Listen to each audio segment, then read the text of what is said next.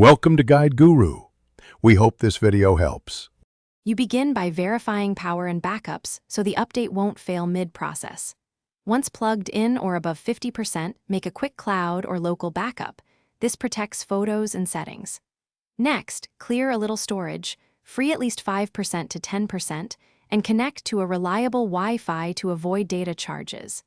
Now go to Settings and tap System or Software Update. You'll see available updates. Tap Download so the device fetches the update files before installing. You'll watch the download progress, let the device stay awake and avoid switching networks. Once the file finishes, the system verifies its integrity to prevent corrupt installs, so make sure you don't interrupt that step. Read the release notes to know feature changes or behavior differences. If prompted, allow the installer to optimize apps after updating. This can take additional minutes. Once verification completes, you'll be offered Install. Tap it, and the device will reboot to apply the update automatically. You let the phone reboot and apply the update.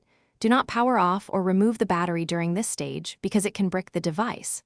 Once it restarts, give it a few minutes to optimize apps and reindex data.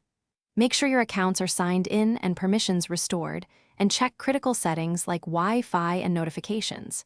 If the update hangs or the device boots to a loop, perform a force restart first. If that fails, boot to recovery mode and reapply the update package or restore your backup. Thanks for watching. Consider subscribing if we helped you today.